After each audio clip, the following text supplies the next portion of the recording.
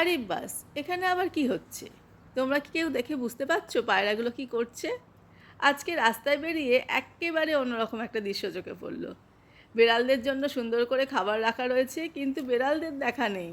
তার আগেই এসে হাজির পায়রাদের দল। একটা পায়রা এসে একটু খেলো, তারপর আর একটা এসে বসলো। উফ, খাবার তো বেশ ভালো।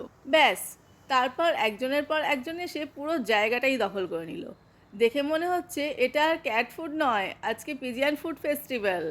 বিড়ালগুলো যদি এসে দেখে তাদের খাবার পায়রারা খেয়ে ফেলেছে, তখন কি হবে ভাবতেই হাসি পাচ্ছে। বেড়াল আসার আগেই পায়রারা পুরো পার্টি জমিয়ে দিয়েছে। একটার পর একটা পায়রা এসে দিব্যি ক্যাট ফুড খেয়ে যাচ্ছে। বিড়ালগুলো মনে হয় আসার আগেই পায়রারা পুরো বুফে শেষ করে দেবে। পাশে আবার দেখছি ফ্রেশ জলও রাখা রয়েছে। তবে সত্যি বলতে রাস্তায় প্রাণীদের জন্য খাবার ও জল রাখা দেখলে খুবই ভালো লাগে। তোমাদের কাছে আজকে দুটো প্রশ্ন: বিড়ালদের খাবারে পায়রাদের এত আগ্রহ কেন? আর তোমরা কি কখনো এরকম দৃশ্য দেখেছো?